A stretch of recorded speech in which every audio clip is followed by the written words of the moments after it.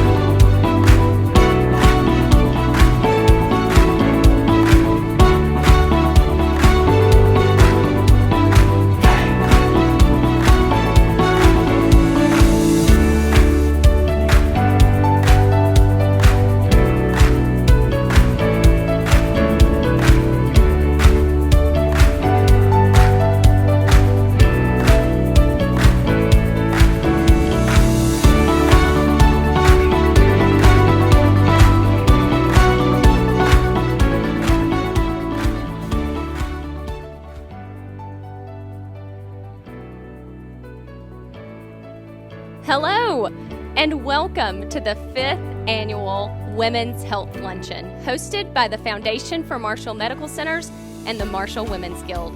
My name is Andrea Oliver, Director of the Foundation, and we are thrilled that you have chosen to log on and lunch in with us today. It's no secret that this year has been full of challenges, but we really appreciate you embracing our creative approach to this event so we could make it happen and still keep everyone as safe as possible. If you know anything about the Foundation or the Marshall Women's Guild, you know that it is our mission to improve the health of our community, but it is also our mission to always exceed your expectations. And so I hope that today is more than just another webinar or Zoom call that you're having to sit through, but something that will educate you and encourage you and engage you to be more proactive in your own health, in the health of your family, and in the health of our community. So, as we get started, I have a few housekeeping items that I'd like to go over. The first thing is, if you didn't listen to a word I just said and you were staring at this beautiful handbag the whole time, I don't blame you. This is our Bring Home the Bag raffle prize this year. It's a Kate Spade handbag loaded with over $1,000 in gift cards to local retailers, eateries, salons, spas, coffee shops, all of the things that women need to survive. And so we hope that someone very soon and very lucky is going to go home with this bag. And we hope that if you haven't gotten your chance yet, that you still will. And you can do that by texting the word BAG, B-A-G, to 256-559-3997 and get your last minute chance to win this beautiful handbag. Today, all of the proceeds from our event benefit the labor and delivery units at Marshall Medical Centers. And so we're all coming together for our tiniest patients and our newest moms, and we really appreciate your support. If you would like to give at any time, you can also text the word GIVE to 256-559-3997. And those numbers will be scrolling at the bottom of your screen from time to time. So if you forgot them or you didn't catch them, you can see them in just a moment. So without further ado, we are going to get started with our wellness panel. In just a few moments, we will welcome 5 expert medical professionals to our screens. And they are going to talk to us a little bit about the current climate surrounding COVID-19. We know that there are a lot of questions out there because you guys have sent them to us, and a lot of things that you want answered. And so we have these healthcare heroes who literally have been on the front lines of this pandemic from day one. And they are going to be answering your questions today in a live panel format. And so I would like to welcome them now. They are Kathy Woodruff, who is our Chief Nursing Officer at Marshall Medical Centers, Dr. Christopher Manganeris, who's a pulmonologist, Dr. Alicia Ewing, who is a pediatrician, Dr. Tyler Hughes, who works in our emergency department, he's a physician there, and Dr. Jessica Sparks, who practices general medicine. So panel, welcome. We are going to go ahead and get started with our first question, which is for Miss Kathy Woodruff. The question is, can you give us an update from Marshall Medical Centers, specifically the capacity and the caseloads you have seen over the last few months and where we are now? Kathy? Hello, I'm Kathy Woodruff, and I'm very happy to be with you guys. Thank you so much for having me today. This morning, we had a total of 15 positive COVID patients between Marshall North and Marshall South. We had 6 at Marshall Medical Center North and 9 at Marshall Medical Center South. Those numbers today are probably a little bit less than half of what we had in the middle of July. We started down this journey in March, and probably about the first week of July, things started to increase, and the numbers of patients that we had increased. The number of positive patients coming through our emergency departments increased. And then they all went with the number of positive cases that we had in Marshall County. So it all kind of followed together. We went through a couple of weeks that were, we had reached our bed capacity. Things were really tight, but we were able to come in on the other side without any issues. And today we're able to manage the number of cases that we have without a problem. Thank you, Kathy. Okay, this question is we're gonna volley this question to Dr. Hughes, and it is, What are the current treatment options and protocols for hospitalized COVID-19 patients at Marshall Medical Centers? And what is the average stay of someone who has COVID-19 in our hospitals?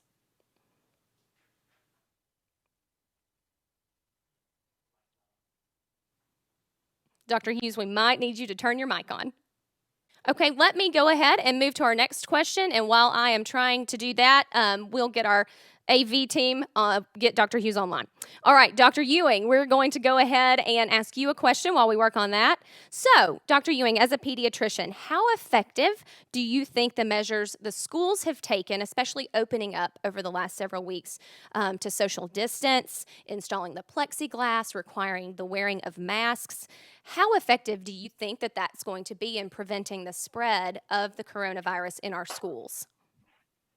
So, Alicia Ewing, I'm with Marshall County Pediatrics, and that's a great question. And I think definitely time will tell. I um, kind of look at it like the virus is a car and the car is speeding down Lust Street. You just swung in on two wheels and dropped your kid off at the elementary school, and now you're late for the middle school and you're going fast. And that's what that virus is doing, going as fast as it can.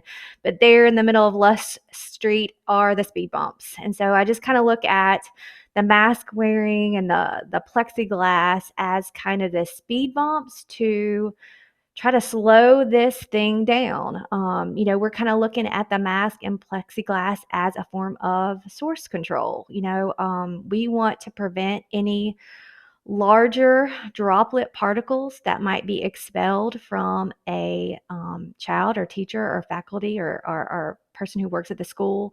We want them to try to prevent those large droplets from being expelled and evaporating into smaller droplets that travel even farther. So plexiglass is going to help. A mask is going to help. The other thing that's interesting to me is, looking at the data, what's going on, masks seem to help when we look at our data. Countries and other parts of the world that have cultural norms favoring mask wearing definitely have shown decreased transmission of the virus and decreased death rates of the virus.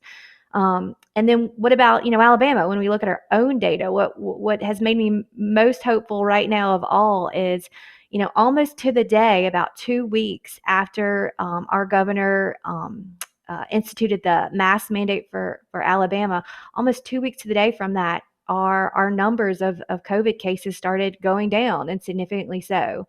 So I would say, there is the only wrong thing to do, in schools is to do nothing. I think, everything that we can do, mask wearing and plexiglass and hand washing, all of it is going to be helpful. Nothing is perfect, but we're going to do, the best we can. I'm hopeful it'll be effective. Thank you. And I know seeing those kids go back to school this week, it was just so encouraging. And we know that school is just such a meaningful place for all our students. So I urge you, if you're a parent out there, just to do all you can to keep your child and your family healthy by wearing your own mask when you go out and making sure, that you're practicing you're doing those practices as well. Okay, Dr. Hughes, I think we have you now, so we're going to go back to your question. What are the current treatment options and protocols for hospitalized COVID-19 patients, and what is the average stay we're seeing for a COVID-19 patient in the hospital? Well, thank you so much for having me, and I'm sorry for the technical difficulty there. I think it was user error, but anyway, I work in the emergency room at North, and I'm so glad to be with you guys today. We're lucky to have a medical staff who is very evidence-based and has really been on the front lines of making sure that we're doing the most up-to-date treatment that we can for the patients who are here. People like Dr. Manganeris and Dr. McCartney and our pulmonology team have really helped us make sure that we're providing the best medications we can for these patients. And we're using a multitude of different things right now. You've probably heard of an antiviral drug called remdesivir, which has been a mainstay of treatment for our more severely ill patients. There's another medication called Actemra that has really been helpful in a lot of patients as well. And then a simple steroid named Decadron has been a big part of our treatment modality to help with these COVID-19 patients. As far as the length of stay for patients, from an emergency room standpoint, that's been the most interesting thing for me, because while we are seeing an increase in number of COVID-19 patients, we're also still seeing all the routine heart attacks and strokes and pneumonias and things that we're used to treating in the emergency room. And these COVID-19 patients are staying, for 7 to 10 days on average, probably in the hospital. I don't know our exact numbers, but I know that they're somewhere in that range. And when they hold down a hospital bed for that long, it makes it very difficult for us to find places where we can put patients who have normal, if you will, medical problems that need a hospital bed. And so that's been a big dilemma for us, and we've had to work extra hard to make sure we provide excellent care to those patients over the last few months. And I know that you have been providing excellent care, and I just cannot speak to our frontline heroes enough in the midst of this pandemic and the bravery that they exhibit every day, all of these people included, by just coming to work. So, Dr. Manganeris, we'd like to ask you a question now. COVID-19 seems to affect some more severely than others. Are you seeing a pattern in the patients who experience more acute symptoms? Hi, yes, thank you for the question. I'm Dr. Christopher Manganeris from Pulmonary and Sleep Associates of Marshall County. Work in the hospital, both at Marshall Medical Center North and Marshall Medical Center South. And I've seen quite a few COVID patients since this all started. Initially, most of our patients worked in environments where they were very close to one another, specifically chicken plants, grocery stores, jails, security guards, where a lot of close contact was occurring. Since that time, over the last 2 months, we've really seen a change in the demographics to older patients. And I think that goes along with the current literature, is that older patients are definitely more susceptible to COVID-19 in terms of the severity of their disease. In addition to older patients, type 2 diabetes, as well as patients who are hypertensive or obese, have really suffered much more so than those that were at baseline healthier. So right now, if you look at the different patients in the hospital, almost every one of them is above age 50. And it seems to affect those that are older more severely. Now, that's not an absolute rule, but if you look at trends of who is getting sicker, it tends to be the older patients that already have existing medical issues. Thank you. All right, question for Dr. Sparks. Should I automatically be tested for COVID-19 if I have been exposed to someone else who tested positive? And if I've tested positive, do I need a negative test result before returning to work, school, society, etc.? Okay, hey guys, I'm Jessica Sparks. I am a family medicine doctor at Marshall Primary Care here in Guntersville. And the short answer to the first question is no. You don't have to be tested just because you're exposed. The more important thing really to ask is, what do you do if you were exposed? And it's not to automatically test. The more important thing to think about is isolation and self-quarantine, and that's the most difficult part, because it's uncomfortable, but it's really easy to go get a test, get a negative result, and then go back to whatever you're doing, thinking that you're safe and you're not at any risk. But that's not the case.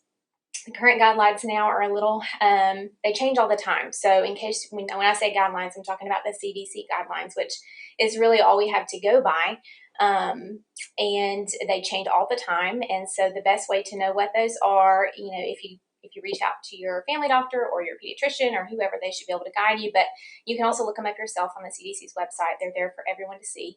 And they put them in pretty plain language. But right now they say if you've been exposed, that, and another thing to point out is that this is just for the general population, not for a healthcare worker. They have certain guidelines for certain subsets of people, but for the general public, if you've been exposed, what they consider a prolonged exposure, which is like 15 minutes within 6 feet of somebody, mask or no mask, they've changed that part now, so it doesn't matter if they're masked or not. If you sit next to somebody at church on Sunday and then find out Tuesday that they tested positive for coronavirus, then that's considered an exposure. And so what you are expected to do or encouraged to do, what the guidelines tell us to do is to stay home for 14 days from the start of that, from the day that you were exposed. And that's hard because it's hard on businesses whose, employees are trying to do the right thing and stay out. It's hard on people that are working to exhaust all their paid time off, or, even potentially lose their job.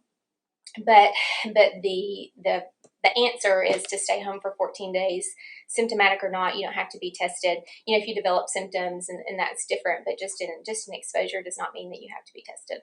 And then, and as far as the negative test to return to work, that's kind of been done away with. Now they have more, the guidelines are more so that you have to be out for X amount of days.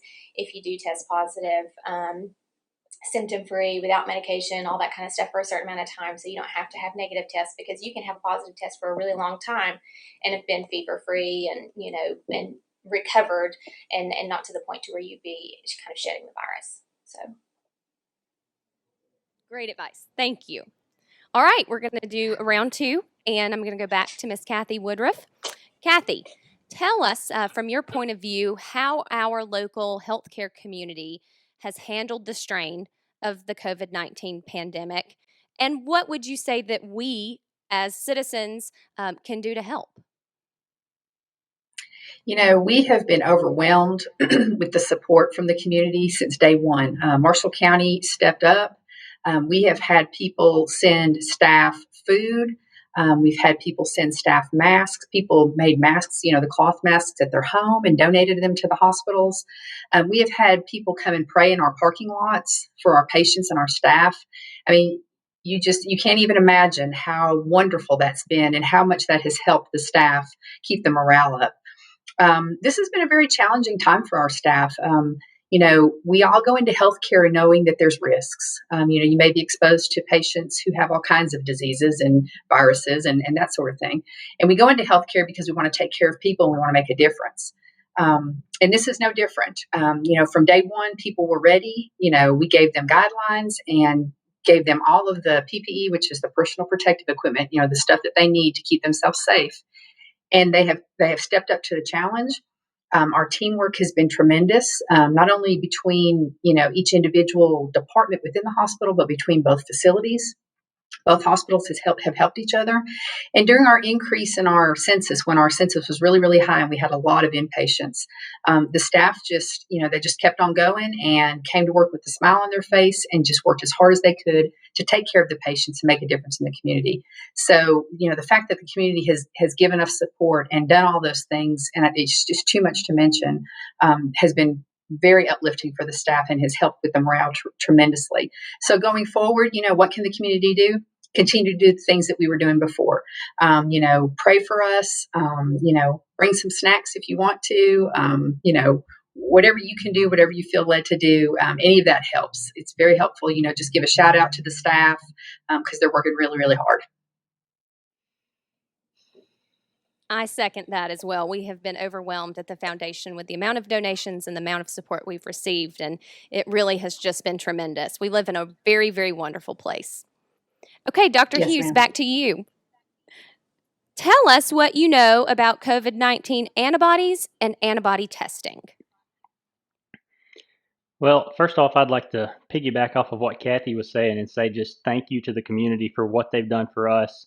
It's been so encouraging and uplifting when you're walking into an environment that's potentially dangerous each day, to know that you've got people that really appreciate what you're doing. And so a simple thanks goes a very long way, and I'm really appreciative to those folks that have said thank you. As far as antibody testing goes, I think we don't know more than we know, I guess, is the right answer at this point.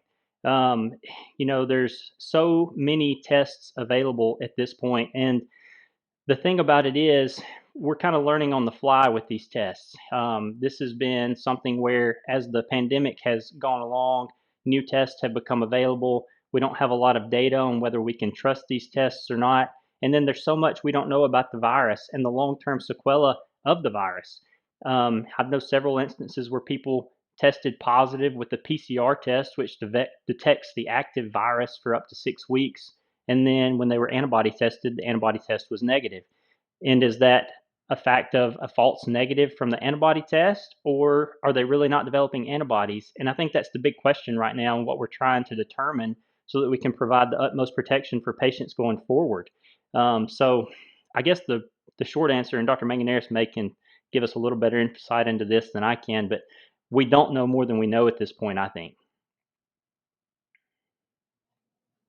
And Dr. Manganeris, we'll let you speak to that if you have anything to add. No, Dr. Hughes is exactly correct.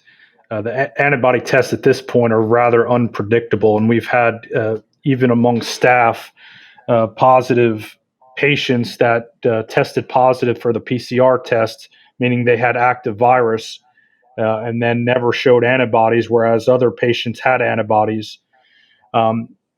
It becomes difficult because some of the antibody tests haven't been replicated or performed enough to really know how sensitive they are. So this is still a work in general when it comes to antibody testing. Currently, we are not recommending antibody testing unless it's required for their job. Good to know. Good information. All right, Dr. Ewing, here's a zinger. People are tired of staying at home. They're ready to go places. Question is, my family has a trip to the beach planned for fall break. If it was your family, would you go? So I would say that, there's not a right or wrong answer to this, first of all. But I'll tell you what our family did. We went to the beach, but it was different this year. It looked different. So some things that we did differently, we always drive to the beach, but we, chose to drive. So our travel choice was in a car versus, another form of travel. One thing that was very different for us this year is we packed our own groceries. At the time we went to the beach, there was still a lot of information about can you get the virus from just touching things, and just to be extra safe, I had some coolers. I packed our own groceries so we wouldn't have to stop at a grocery store, the week we were there. I think now, picking up groceries would be fine, especially if just one person went to the grocery store and was masked and not your whole family walking into the grocery store and your kids touching everything. But that's what we chose to do is we packed some coolers. The other thing we did is, and again, this is a personal choice, but instead of a huge family vacation at the beach, because of some of our family members, we have, my sister-in-law works in the ICU, and I have some elderly grandparents in our family. We chose just our nuclear family to attend, so just the four of us went. When we got there, we stayed in a house. I brought some Clorox wipes, and everybody put on some gloves and some Clorox wipes. We wiped down the high touch surfaces in the home. And then while we were at the beach, we socially distanced at the beach. We were there where we could spread out. We were never within, I would say, 20 feet of any other family. We chose not to go eat inside a restaurant. We picked up food several times that week. Whenever we did go out and about to get gas or food, we wore a mask. And then on the way back home, instead of bebopping in Chick-fil-A and eating inside, we pulled into that Sonic and did it old school and had Sonic in our car. So I would say you do what works for your family, and use these common sense measures that we know that helps slow and stop the spread of the virus. Fantastic response. Thank you. Okay, Dr. Manganeris, back to you. Do we know of any long-term effects yet caused by those who have contracted COVID-19, and how do they compare with other known respiratory illnesses? So we are learning more about this every day. Unfortunately, we have seen patients that have recovered from COVID who have then presented to the hospital with what we call deep venous thrombosis or blood clots weeks after they were sick. In addition, I have taken care of patients in my clinic who have now had COVID over 3 months ago, and they do still have some measure of dysfunction on their pulmonary function tests. Whether they will ultimately resolve has yet to be seen, unfortunately. Now, these are few and far in between. Most patients that have COVID recover quickly and are fairly mildly symptomatic. But obviously, as a pulmonologist, I see the sick of the sick and the more severe cases. So, yes, I have seen sequelae far out from them having their COVID illness, acute COVID illness, from blood clots to heart abnormalities with their rhythms to abnormal pulmonary function tests. And as we continue to follow these patients, we're seeing more in the literature that these things are we have to watch out for. In fact, so much so is that the NCAA for college sports have notified colleges about trying to identify heart issues for any college athletes that have tested positive for COVID. We've seen young people with things such as complete heart block where their heart rhythm slows. So we are becoming more aware of the sequelae of COVID, and it's definitely keeping us on our toes. Thank you. I know that we learn so much every day, and again, we just continue to covet information and want to learn about this virus. All right, Dr. Sparks, this is our last question for our panel. What have we learned in healthcare from the pandemic, and what will we do differently next time?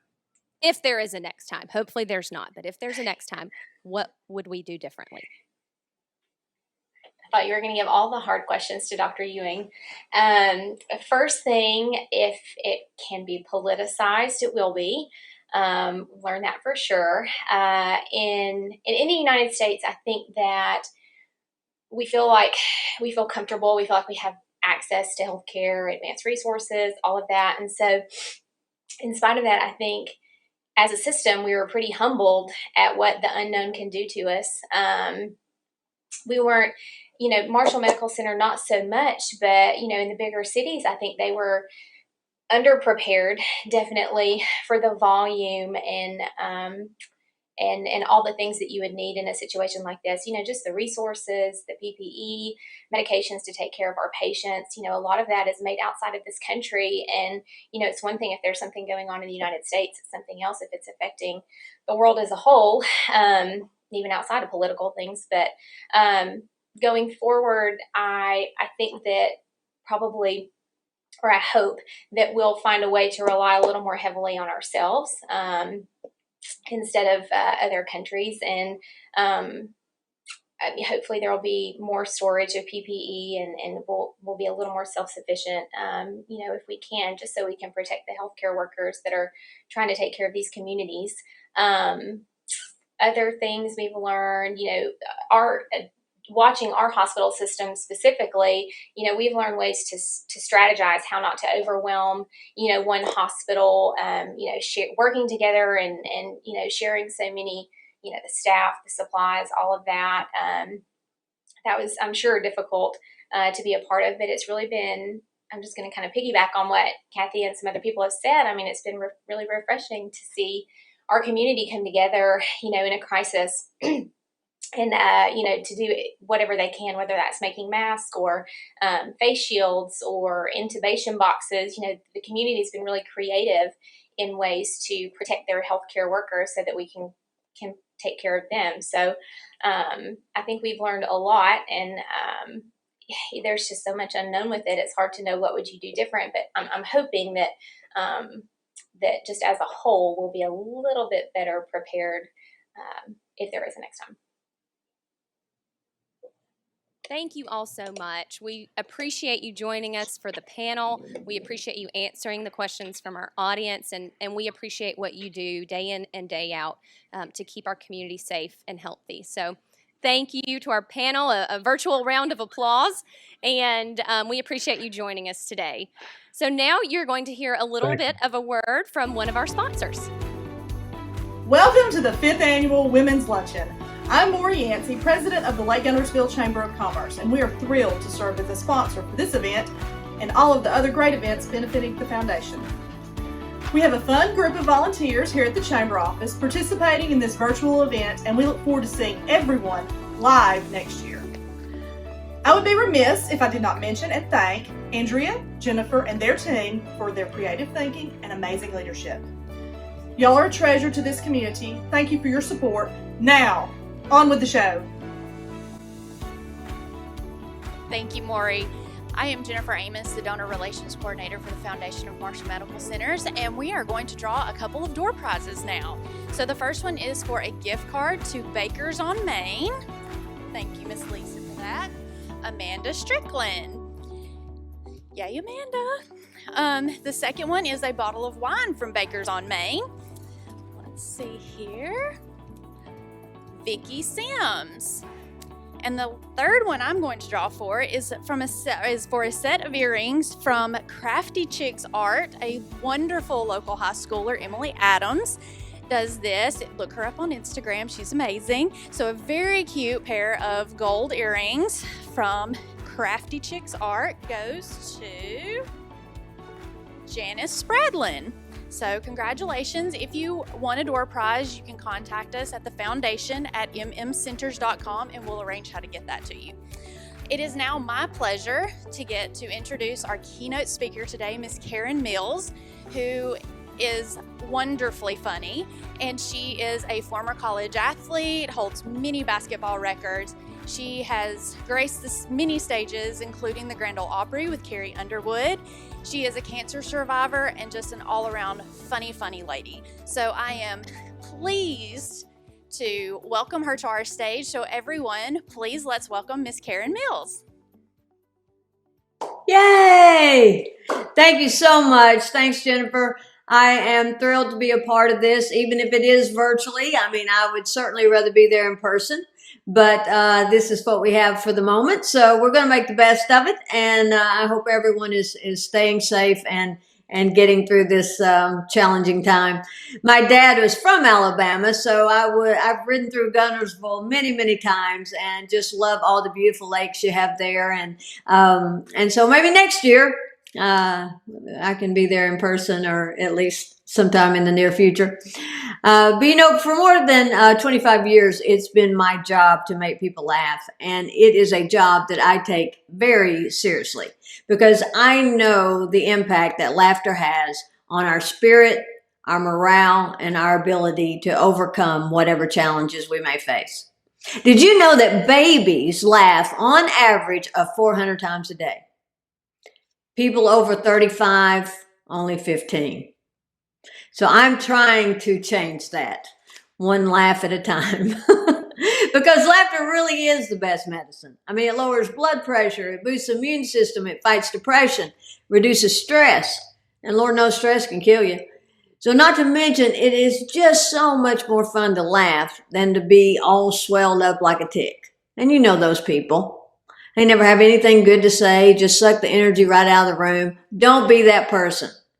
And I know that life can be exhausting. I mean, now more than ever. And on top of all of our other responsibilities, you know I'd hate to think that now I had to homeschool. Oh, I can't even get the answers on Are You Smarter Than a Fifth Grader? So it's a lot. I get it. It is a lot. And there just never seems to be enough hours in the day. But I do believe that it's our own responsibility to find joy amidst the chaos. And the best way to do that is to look for the humor in life. And believe me, it is not hard to find. All you have to do is pay attention. In fact, it is why I became a comedian. Funny follows me. I was passing through Mississippi. I stopped to eat. I ordered a salad. The waitress said, "What kind of dressing?" I said, "I want Caesar." And she said, oh no. She said, honey, they come in these real easy to open packets. You won't need no Caesars. And then I ordered a large Coke. And she said, we don't have large. We only have small and medium. Now, where I'm from, you need 3 sizes to have a medium. Just give me that bigger one. And just the other day, I was standing in line at the grocery store. And this lady turns and goes, how big would you say a 10 by 13 storage unit is? I said, well, now, I'm just guessing, but I'm going to have to go with 10 by 13. But these things happen to me all the time. I was working down in St. Augustine, Florida, and I'd gone out to eat, and a friend of mine had gone with me who also had short blonde hair. Waitress walked over and said, are y'all related? And I said, no. And she said, are you sisters? And then I heard a man sitting at the very next table ask that same waitress if the Alaskan snow crab was local. She said, I think so. And even in my own great state of Tennessee, I stopped at McDonald's and I ordered an egg and cheese biscuit. Girl taking my order asked me, did I want my egg round or folded? Well, I'd never been asked that before, but I considered my options and I said, I'll go with round. She said, we only have folded. And I was working in Birmingham, Alabama one time, so I'm coming for you too, Alabama. And on my way home, driving home, I stopped in Gadsden and I drove through Taco Bell. It was very late. It was the only thing open. And I kept waiting and waiting and waiting at the drive-thru and nobody ever came. And so finally I said, hello. And the girl goes, honey, you're just going to have to hang on for a minute. So we're changing our drawers. I said, well, I think I'll go somewhere else. And here in Chattanooga, we have the Mary Ellen Locher Breast Center. And it's named after a beloved news anchor who passed away about 15 years ago from breast cancer. And they have the clinic, and they also have a big RV that goes around town and does mobile screenings. Well, this was before COVID hit. I'd gone out to lunch with this friend of mine. And as we were leaving the restaurant, this big pink motorhome comes around the corner, and all he saw was Mary on the side of it. And he looked at me and he said, good night. I said, how much of that makeup do you have to sell to get an RV? So humor is everywhere. I mean, I'm sure these similar things happen in your life, and it's really about just laughing at it and looking at it from a humorous perspective, and not being like irritated that someone is, doesn't get it. And laughter is also great for your abs. A good belly laugh is a whole lot more fun than getting on a treadmill. I try very hard to stay active, and I recently hired a personal trainer. But after I worked out with her a couple times, I had to sit her down and explain to her that she had completely overestimated my goals. I am not trying out for anything. And she kind of got in my face and said, go big or go home. I said, well, now you have underestimated my desire to leave, because home is exactly where I would like to go. But I do stay pretty fit. In fact, I completed 2 marathons. Yeah, I did. Friends and Big Bang Theory. Yeah, back to back. It was exhausting. But it is easy to find the humor in the good times, but it's even more important to find it in the bad times. And as a comedian, the question that I'm asked most is where I get my material. And I get it living life. Good or bad, my humor reflects my experience. Whether it's something that happens at the grocery store or being diagnosed with ovarian cancer, which happened 7 years ago. It all began one night when out of the blue, I started having shooting pains in my abdomen. And I almost went to the emergency room, but instead I did what most people would do. I went to WebMD and diagnosed myself with IBS.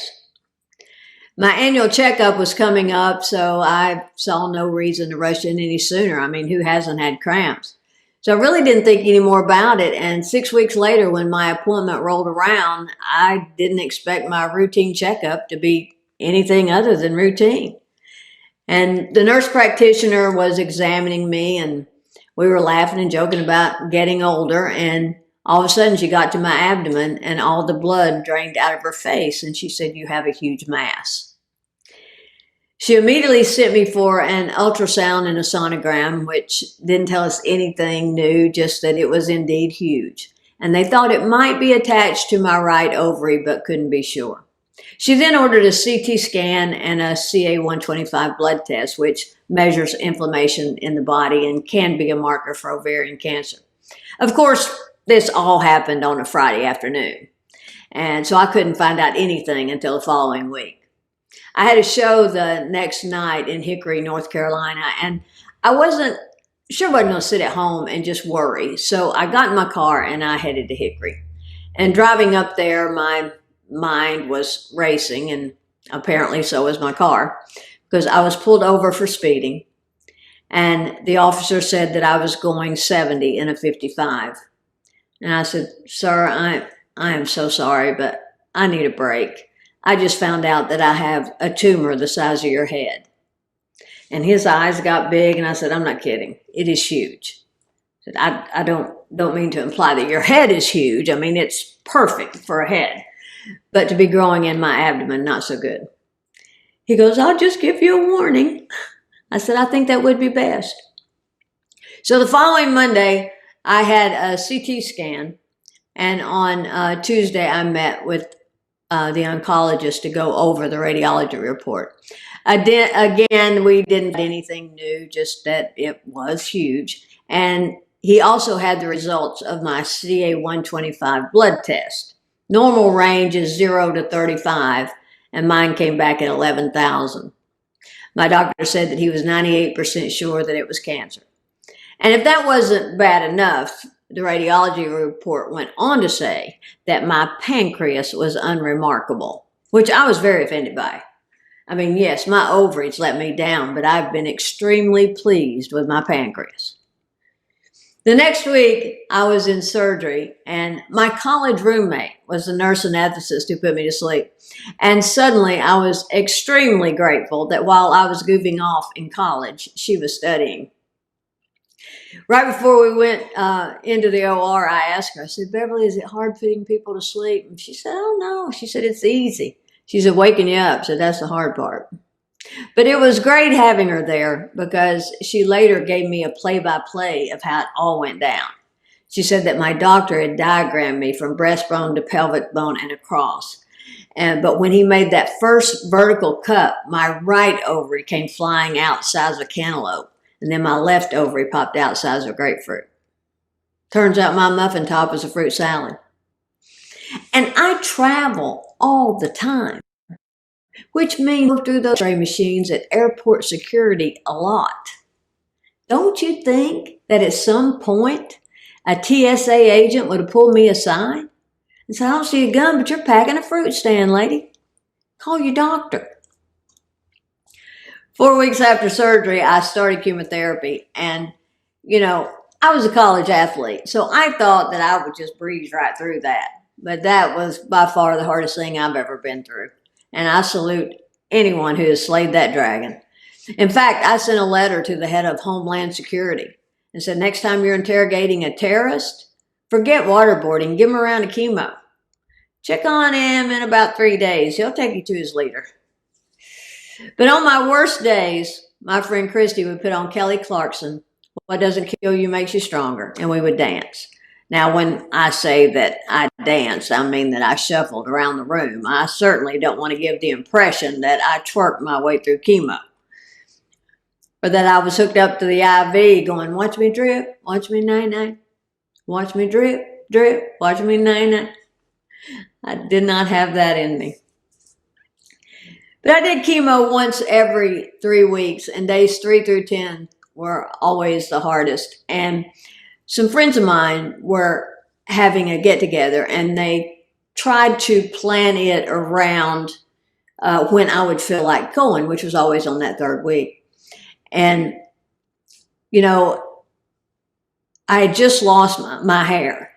And let me back up just a second and make sure that I'm very clear about one thing. The one thing that cancer has taught me is to never order a wig on the internet. I ordered the Jamie Lee Curtis Pixie, and what they sent me made me look like Joe Pesci from My Cousin Vinny. And I see other cancer patients and look like a fashion model. When I did it, people asked me to read their palms. I mean, nothing worked. And so my friends were having this get together. I just lost my hair. And I couldn't get anything to look right. And so I sat down and I cried and I didn't want to go. And a friend reminded me that your spirit shines through your smile, not your hair. And that really shifted my whole attitude because, first of all, that's something I would say to someone else. And it made me realize that it was time for me to walk the walk. So I let go of my attachment to my hair. Instead of seeing myself as a cancer patient, I started seeing myself as a victor over cancer. And that made all the difference. Another thing that helped me through chemo and helped it be more manageable were my pets. I love animals. And in fact, my friends call me the animal avenger because I'm always rescuing them. You know, I rescued a kitty from a dumpster, brought him home, named him Sky. But after I had him for a few months, I changed his name to Ted Bundy. He and the neighbor cat, John Wayne Gacy, they go on these killing sprees, and then they drag these half-dead critters to my door, and I have to try and rescue them. I mean, do you know how hard it is to resuscitate a chipmunk? And I have 4 dogs. The last one I rescued, a little Chihuahua. She came up to me. She was abandoned on the street, looked at me with those big eyes and said, "Can you take me in?" Said, "I'm homeless. I'm pregnant. Hey, I've made some mistakes." And one of my dogs I rescued when his mother was crossing the street had him in her mouth. She was getting killed. He was tossed into the ditch. I scooped him up, rushed him to the vet. The vet said he probably wouldn't make it, but I got up around the clock and nursed him back to health, and he did make it. And my intention was once I got him healthy was to find him a home. But, you know, once you breastfeed one, you can't give it away. That's my favorite joke. Half the audience will usually go, "Oh," and then all the crazy dog people like me will go, "Yeah, she's right. You breastfeed, you can't give it away."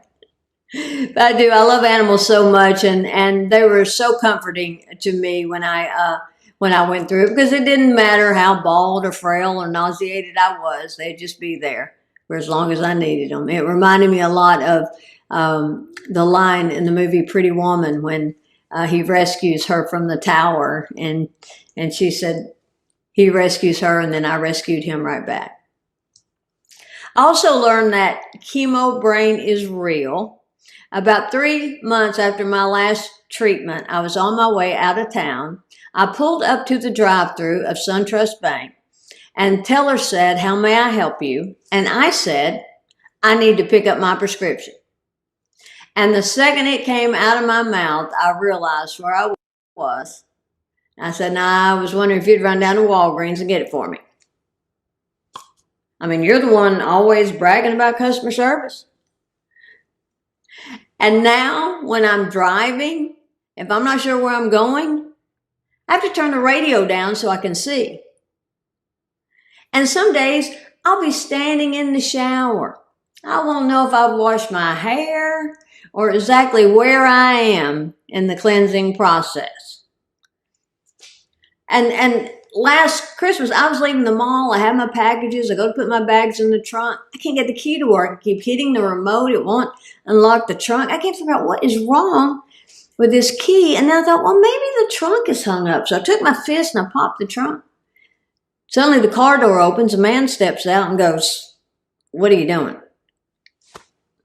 I'm like, "Oh, my. Well, sugar, I bought you a present." I mean, he had a red car. I have a red car. Of course, it's a Mercedes and mine's a Kia. But apparently I can only distinguish colors now. And I have literally been digging through my purse, looking for my cell phone while I was talking on it. I can't find my phone. I don't know what I've done with my phone. My friend goes, "Oh, well, just talk to me on this one till you find it." Okay, so a lot of that was happening before cancer, but I'm sticking with the chemo story. And I'm seriously starting to worry about myself. About 10 years ago, I went to visit a friend of mine's mother in the nursing home, and we were sitting there talking. I knew she didn't recognize me. So finally I said, "Do you know who I am?" And she said, "No." She said, "But if you'll go out there to that desk, that lady will tell you who you are and what room you're supposed to be in." Back then, I thought that was funny. Now I have days when I need to talk to lay at that desk. And whenever I'm talking to my mom on my cell phone, if I drop the call, when I call her back, she's in a panic. She's like, "Are you okay?" I'm like, "Well, yeah, I just lost my signal." And she's like, "Oh, Lord, that scared me to death. I was afraid somebody had knocked you in the head." She's always worrying about that. Don't stop at a rest area at night, somebody knock you in the head. You better lock your doors tight, somebody break in on you and knock you in the head. I'm surprised we don't hear more about that on the news. Last night, 15 people got knocked in the head. One was just talking on her cell phone. But if there was a competition for worrying, my mother would win the gold. I mean, I was on a cruise, and the whole time I was gone, she was on pins and needles because of pirates. I said, "Mom, the pirates are in Somalia. I'm going to be in the Caribbean." She said, "That doesn't matter." She said, "There's copycats. So watch out for those copycat pirates." Chemo also turned me into a germaphobe. And now with all the COVID restrictions, I mean, that's what I've been doing ever since 2013. I've been a germ freak. And because I travel a lot, I have to use a lot of public restrooms. So, I always carry with me antibacterial wipes so I can clean the seat because I no longer have the thighs to hover. Now, I wish they put one of those handicap bars on the back of the door, give me something I can work with. And if going through cancer isn't hard enough and already, stressful, when I was diagnosed, I was in the process of selling my house and getting ready to move. But before I could sell my old house, before I could close on my new house, I had to sell my old house, and I was having trouble selling the house. And someone told me that if I would bury a statue of St. Joseph in the front yard, the house would sell. I had not heard that, but I would try anything. So I got a statue of St. Joseph. I buried him in the front yard. Unbeknownst to me, my dog dug him up, buried him in the backyard. 2 days later, a lady knocked on my door and wanted to buy the doghouse. And then I finally get moved in, and the first problem I had to deal with was I had this ant problem. So I called the pest control guy to come out. I said, "I've got a zillion ants." He said, "That's not a problem because all we have to do is kill the queen and the workers commit suicide." I said, "And you know this because they leave little notes? Or do they climb up on the roof while the fire ants try to talk them down?" And then as I backed out of my driveway, I had a tree blocking my view, so I called a guy to come and cut the tree. He cuts the tree, and I said, "Well, that's great, but what about the stump?" "Oh, sorry, lady. All I do is cut the tree. You want the stump removed, you'll need to call a stump guy." So I find a stump guy. He comes out, he removes the stump. Now I have this giant hole in my yard. I said, "Well, aren't you going to fill in the hole?" "Oh, no, ma'am. I'm just stump guy." "You want the hole filled in, you'll need to call a landscaper." So I find a landscaper. I said, "Look, I'm on my way out of town. Just come in and make it look good."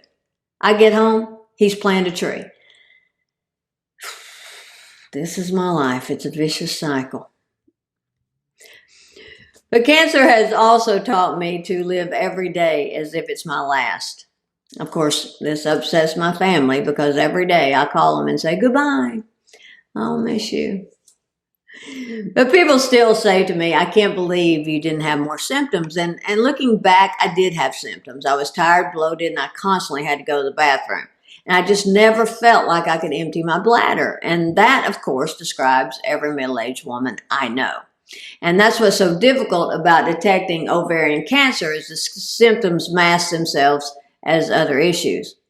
And the most bizarre thing was that I thought I was on the other side of menopause, but removing my ovaries put me right back in it. And I mean, worse than ever. My favorite movie when I was growing up was The Wizard of Oz.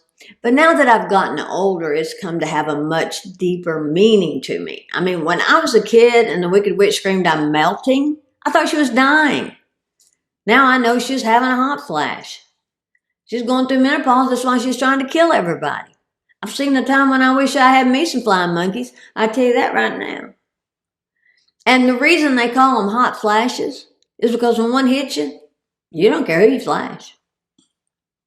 And I have decided there cannot be very many menopausal women in hell because they wouldn't put up with it.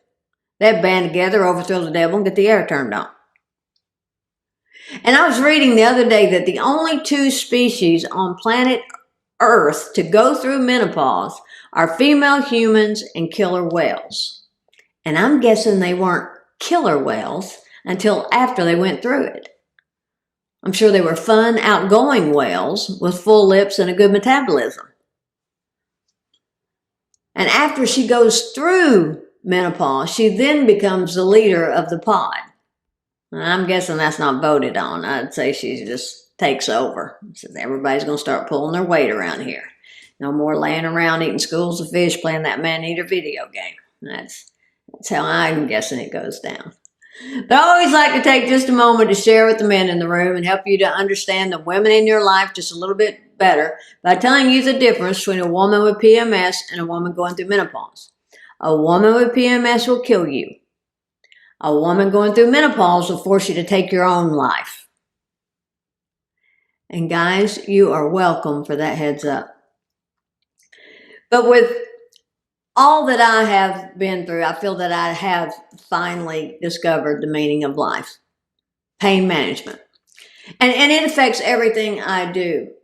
And I've been lately having this terrible shoulder pain. I couldn't figure out what was causing it. I finally realized it is my darn purse. And I don't even know what's in the black hole that makes it so heavy. But when I go to the grocery store, even if I only need one thing, I get a buggy to push that purse. And I know this is a universal problem because the other day I saw a lady pushing a stroller and her kid was walking, but that purse is strapped in. And that whole thing about find a penny, pick it up, the older I get, the larger the denominations have to be. If what's on the ground doesn't meet my insurance deductible, I can't risk it.